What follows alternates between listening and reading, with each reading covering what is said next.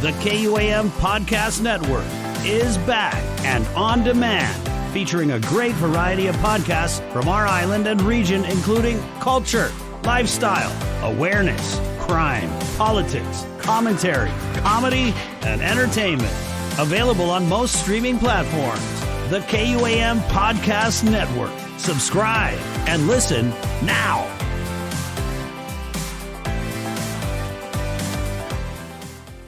What is up, Guam? Living in Southern Guam versus any part of the island and the world, a little time management advice, and what is happening in island politics. Many things to think about, so little time. Random thoughts on this episode of That's It, That's All.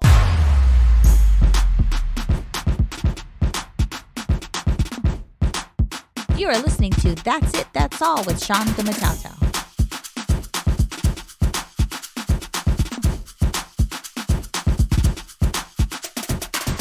You are listening to That's It, That's All. My name is Eulogio Gumataotao, the host of the podcast. That's It, That's All is brought to you by Get LLC, the Guam-based consulting and specialty construction materials and supplies firm, serves both public and private sector organizations in Micronesia and the Western Pacific. Need insight into writing a business plan?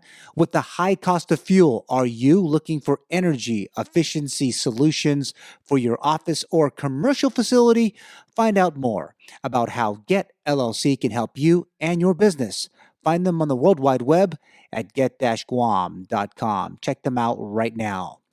Hello to those listeners in Andover, Massachusetts. Also, greetings to those of you listening in Chicago, Illinois, and Penarth, a town in Wales about 4 miles just south of Cardiff City. Yes, the listenership is growing with each and every episode. Can't forget the listeners across the island of Guam, especially those of you listening in the capital city of Hagåtña. Hafa to you all. Thanks for having That's It, That's All on your travels from one end of Paradise, Guam to the other. Remember, we hope that you will download the podcast ahead of your next gym workout, that planned road trip, or time on your laptop or desktop computers. Can't forget the big thank you to redcircle.com and getting out the podcast on Spotify, Apple Podcasts, Stitcher, and Amazon Music. Remember that you can listen to That's It, That's All on the iHeartRadio app and on Pandora. The podcast is also a part of the KUAM Podcast Network, an awesome collection of on-demand audio shows originating in Guam and Micronesia from the #1 broadcast news and digital source of information in Guam and Micronesia. Remember to like, subscribe, or follow this particular podcast. Try this. Click the like button right now. Some random thoughts. This would be the 4th episode sharing the name. Sorry, not so original. But my take on things over the course of this episode will not disappoint. I hope it does keep you listening, and then you should hit that like button I just asked you to do just moments ago. I have lived in Southern Guam since the year 2001, Talafofo to be exact. I've spent much time traveling north and south, east and west, heck, touching every part of this island as a journalist, public official, and as a small business owner. Yes, plenty of time driving around. I have seen very nice places, no doubt. But there is something about living in Southern Guam. Let me talk about history. At one point, Southern Guam, Umatic in particular, was the capital, if you will, of Guam just after the island's discovery in 1521. Over time, occupation shifts and war, the capital would relocate to where it sits today in Hagåtña. Despite that, with the hours and days and years have cemented in mine and the minds of generations before me, the South provides much to those who choose to live here. In a modern-day Guam, homes are not too darn close. In the heart of Dedido, near the mayor's office there, Santa Barbara area, if you will, as an example, homes are built right up against one another. At least the fences, metal or concrete. Not much wiggle room. Cars zooming in and around Estumbo, Harmon, or Upper Tumon, a busy place where folks are just trying to scratch out a living. Contrast that with yards, trees, jungle, jewels in the heart of Mother Nature. Some areas of the South do have their bunching of homes, if you will. In some cases, these family areas have been the same in Southern Guam for decades. Mother Nature is always there to remind us that we are still sharing this great island with every creature. Feral pigs still roam in and around the roadways in Santa Rita, Jotnya, Mauricio. It has been a while, but Philippine deer too. The species was introduced in Guam in the late 1700s. 300 years later, and their population here is considered vulnerable. Habitat loss and fragmentation chasing them to remote parts of the island to survive. Southern Guam has become a home for the deer too. We have our share of brown tree snakes and other invasive species.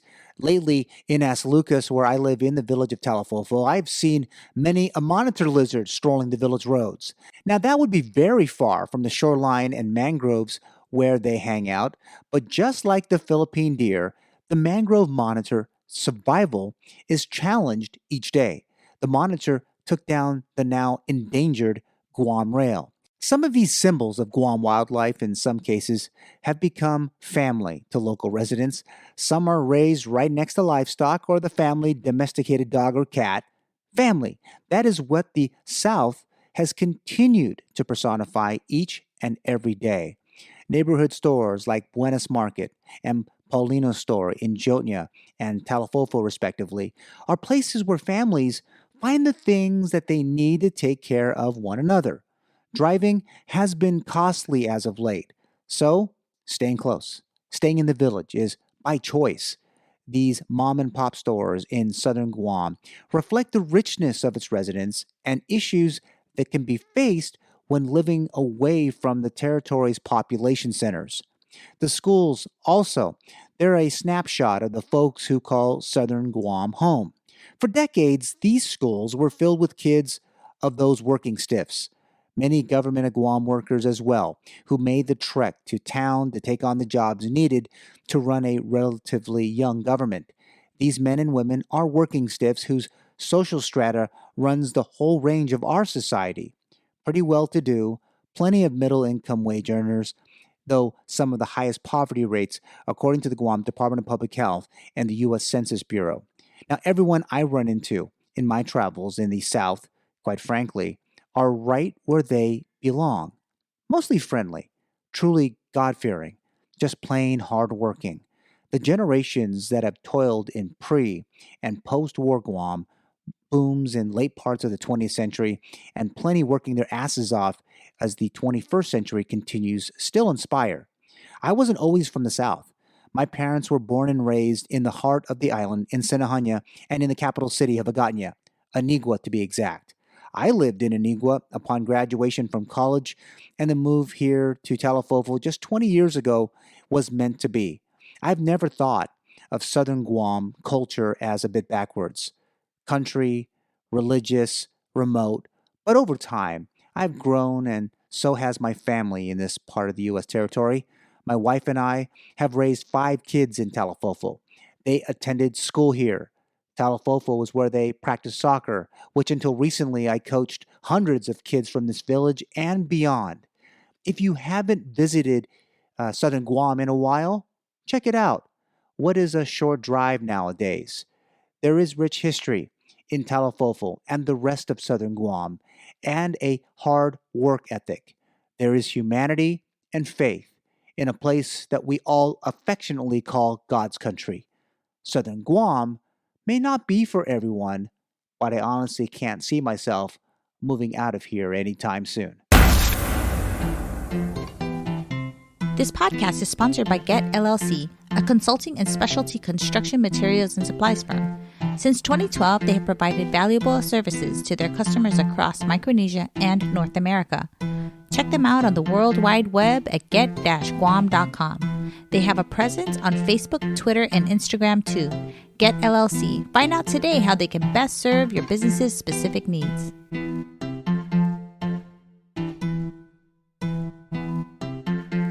There can be periods in our lives when we wish for more time, and others when we want time to pass more quickly.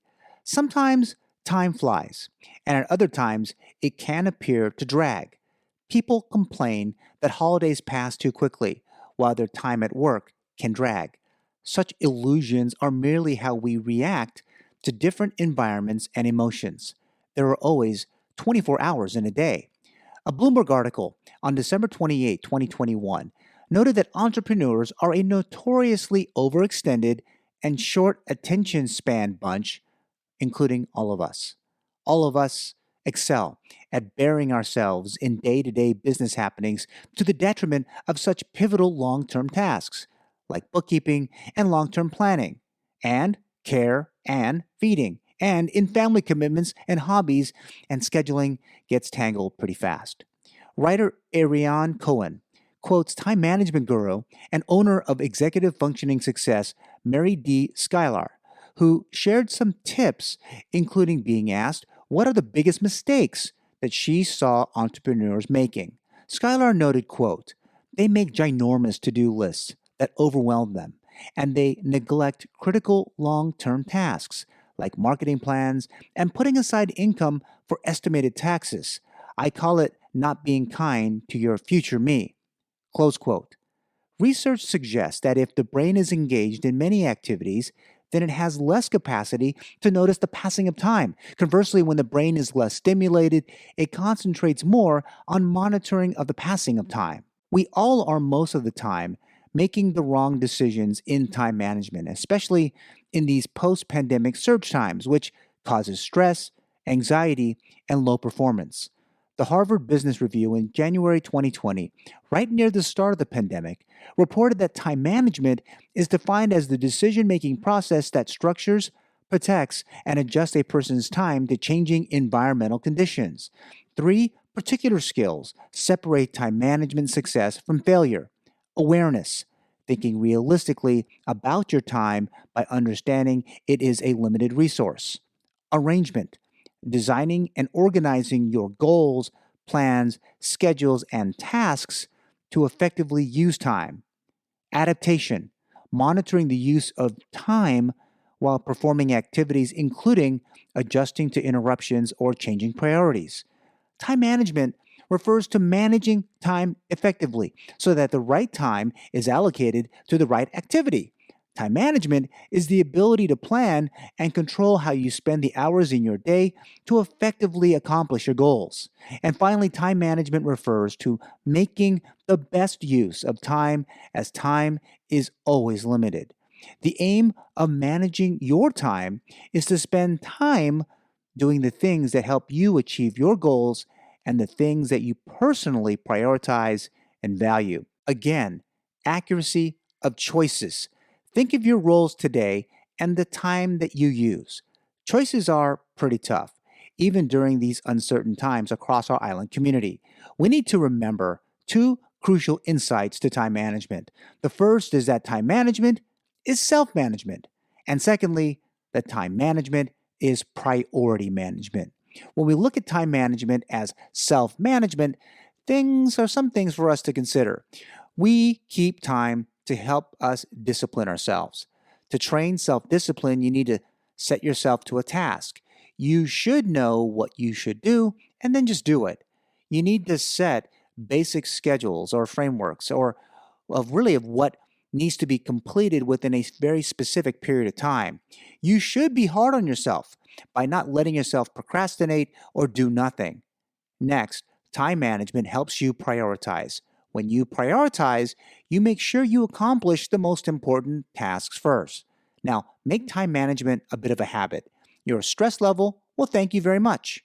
As a dedicated owner or employee, you are expected to provide work of certain quality and standards. With the proper utilization of time and prioritization of activities, one can easily provide a better quality of work.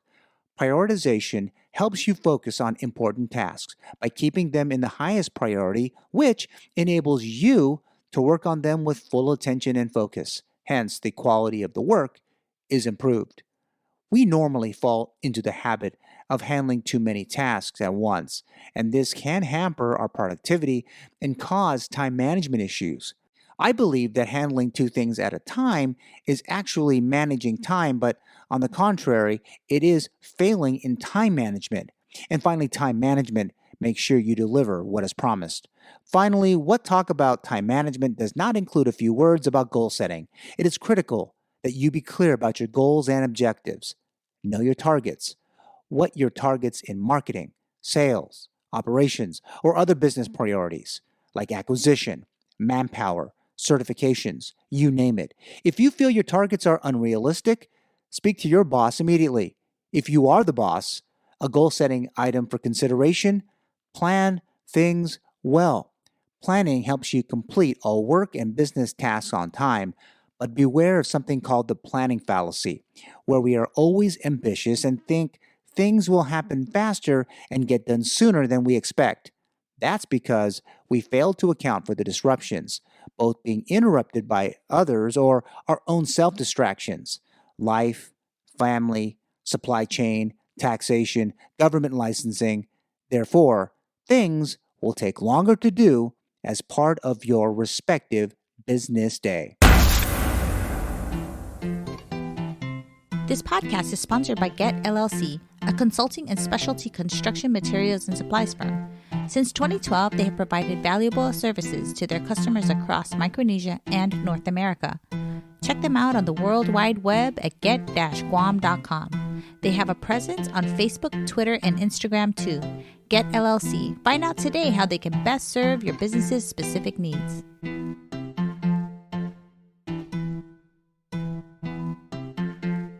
Decision 2022 in Guam is in full swing. My former boss, former Guam Governor Felix Camacho, and Senator Tony Ada will be on the ballot for governor and lieutenant governor of Guam this fall. The Republican team has got the backing of every GOP member, family, and elected official. When they launched recently, the peanut gallery exploded. Even with the fit and start to an official launch, the Democratic Party of Guam could only muster a reflection on the Camacho administration from 2003 to 2010 as, quote, both unremarkable and unmemorable, close quote. Yes, the incumbent governor of Guam, specifically her campaign chair, had some words too. Quote, we are all in the midst of the most difficult times in Guam's modern history. We continue to be focused on the people and their needs, maximizing the $1.5 billion in critical federal assistance for our people, aggressively moving ahead with hundreds of millions more in infrastructure assistance that will bring new jobs and save our economy, all while continuing to protect the precious health and safety of our people during this COVID pandemic. Close quote. In totality, Democrats and their strategists could hardly contain themselves. They have a race. That is, if they can survive a primary challenge. Guam Congressman Mike St. Nicholas is expected to kick off his campaign in mid-March. He is expected to run with a political neophyte and former military leader from Guam's Army National Guard. Now, I heard a name in recent meetings in recent weeks. Now, I could throw it out there on this podcast, but why have him run away from the gig with less than 2 weeks before kickoff? That is politics. Now, I've been hypercritical of the cookie congressman from Guam. His aspiration to the seat is significant. Recent ads of his touting the, quote, federal funds shows a drone shot overlooking Adelup and the governor's complex in the final frames. His public statements over the past year are that of someone wanting to run the executive branch than the person elected to usher in federal policy for Guam and America. An ethics complaint and changes with a new Congress has Congressman St. Nicholas on the sidelines. So, why not run for governor? He has beaten Guam political heavyweights Madeline Berdallo and Robert Underwood. A primary indeed is coming for the office of the governor of Guam. The down ballot races will be interesting. Plenty of folks talking about running for office. Plenty of folks believe that they can win. For those folks, I hope they listened to the last episode of That's It, That's All, called The Best Candidate for the Guam Legislature. Just seemed like a month from the premiere of this podcast that folks were really just thinking of taking the leap. With Tony Ada out, for obvious reasons, Who else of the incumbent members of the 36th Guam legislature who will in fact run and win a seat in the 37th? There is no reason to believe that the current group, that every single one of the senators serving today will be retained. This group has been more unremarkable and unmemorable in their work over the past 2 years. Question: how do you underfund the lead response agency fighting COVID and expect a vote? How could they do the bidding of the current administration on appointments and social programs without much of a fuss and gain the public's trust for 2 more years? Just 2 questions, and I can go on. Let's just say the people of Guam will choose a new set of lawmakers in the fall. Some may get in, some may not. Voter turnout will be key here. When we stare at a general election, I sure hope that the electorate comes out in larger numbers. Can we see better than 65% voter turnout? Well, I hope so. If the Guam Election Commission is listening, get to work. Both Republican and Democratic parties of Guam, and they are listening, get to getting the word and the vote out. The next few weeks will be interesting politically. March has proven to be a pivotal month in campaigns for all island-wide offices. Thoughts are being put together on a platform or 2. Jingles are being developed. Logos and campaign materials are also being cobbled together. Red, white, blue, patriotic colors. Other combinations are expected to emerge, some in homage to a time of discovery. Okay, they're high school colors. That is my school kind of thing. Now, meetings and fundraisers, they're coming too. Heck, even the political talk will carry into pre- and post-church activities and a matai or 2 or 3 or 4. Full swing. No check swing here with Guam's favorite pastime. Again, it can be classified it right now. But if Decision 2022 comes up with yet another mid-60% turnout performance, political analysts like me are not likely to describe island elections as a favorite pastime ever again, but probably a time forgotten when our people's voices needed to be heard and heard louder than ever. That's it. That's all. If you enjoyed this podcast, download, press subscribe, or follow us right now. More great content is on the way. Talk to you soon.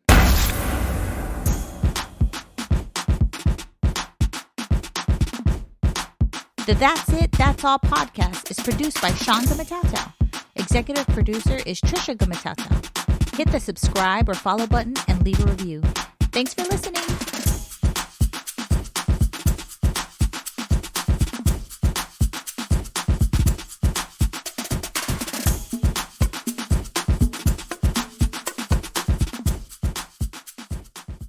The KUAM Podcast Network is back and on demand, featuring a great variety of podcasts from our island and region, including culture, lifestyle, awareness, crime, politics, commentary, comedy, and entertainment. Available on most streaming platforms. The KUAM Podcast Network. Subscribe and listen now.